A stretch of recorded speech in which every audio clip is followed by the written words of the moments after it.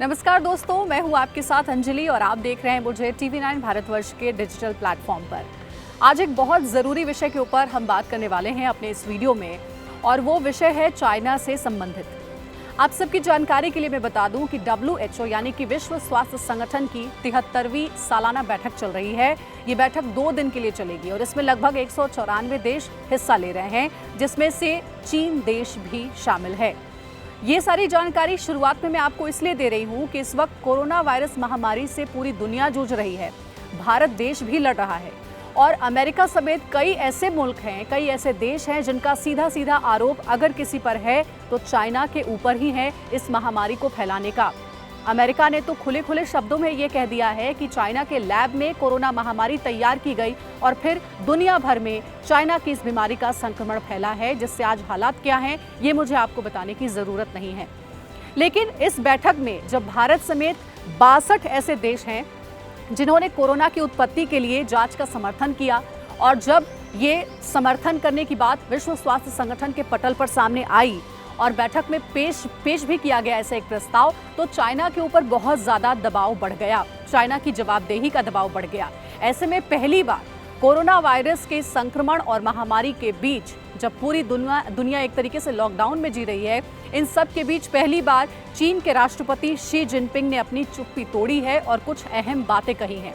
वही अहम बातें मैं आपको आज बताने वाली हूँ, जिसमें सबसे बड़ा बयान उनका ये है जिसमें वो कहते हैं कि 2 सालों में $2 अरब देने का ऐलान चाइना की ओर से किया गया है कोरोना वायरस से पीड़ित जो देश हैं उनके लिए। कहीं ना कहीं इस बयान का मतलब ये भी हो सकता है कि चाइना के ऊपर इस वक्त बहुत दबाव है, क्योंकि अमेरिका समेत कई ऐसे विकसित देश हैं जो कि सीधे तौर पर चाइना को ही इस पूरी बीमारी के लिए जिम्मेदार मानते हैं। मैं आपको कुछ ज़रूरी बातें सुनाना चाहूँगी कि जब जिनपिंग की सफाई मांगी गई WHO की इस बैठक में तो उन्होंने क्या क्या कहा।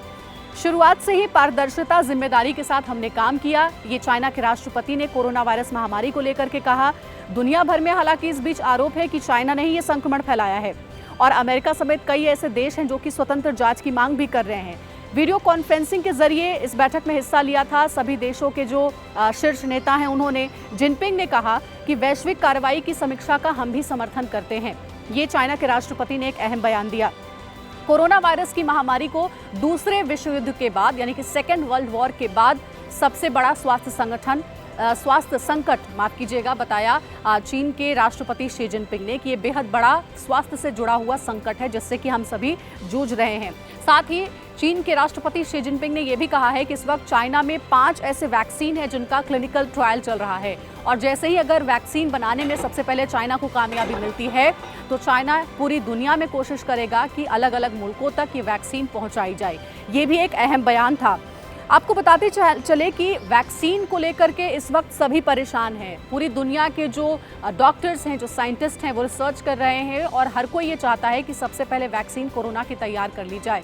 इसी कड़ी में चाइना ने ये बात कही है। शी जिनपिंग जो कि चाइना के प्रेसिडेंट हैं, उन्होंने इस पूरे मीटिंग के दौरान, इस पूरे वीडियो कॉन्फ्रेंसिंग के दौरान ये बात कही है।